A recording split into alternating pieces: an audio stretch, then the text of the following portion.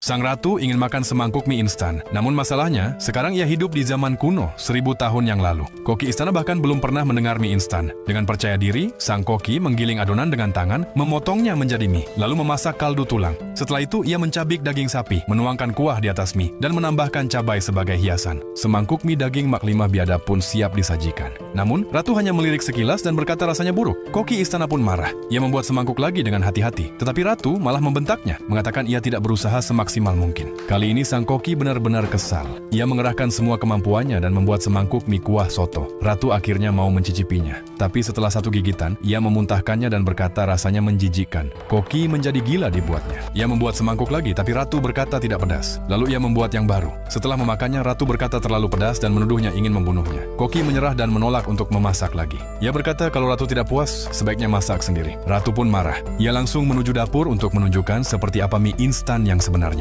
Tapi bagaimana mungkin membuat mie instan di zaman kuno? Ia meraih pisau dan memutarnya seperti atraksi sirkus. Koki istana yang awalnya menertawakannya, kini terkejut. Ratu mulai memotong sayuran sambil berkata, ini adalah pertama kalinya ia memasak dan ia tak tahu harus mulai dari mana. Namun, sedetik kemudian, sang koki hanya bisa terdiam melihat keterampilan pisaunya luar biasa. Ia lalu melilitkan mie di sumpit. Ketika minyak sudah panas, mie itu dilemparkan ke dalam wajan untuk digoreng. Lalu, ia menghancurkan campuran rempah dan menyaringnya menjadi bubuk. Bumbu mie instan pun jadi seketika. Gerakannya membuat semua orang terpana, tapi koki masih tidak peduli. Ia menganggap dirinya adalah koki kerajaan terbaik. Mana mungkin kalah dari orang yang belum pernah memasak sebelumnya. Ia pun mendekati kompor dan mencicipi kuahnya. Ekspresinya langsung berubah, lalu mencicipinya sekali lagi. Tangannya mulai bergetar.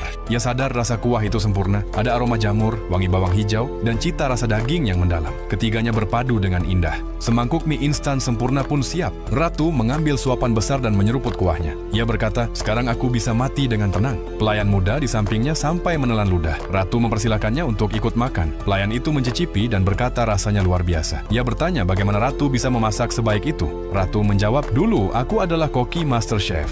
Faktanya, di masa modern, Ratu bukan hanya seorang koki, tapi juga seorang pria. Setelah kecelakaan, ia terlempar ke dunia kuno, berubah menjadi wanita dan menjadi seorang ratu.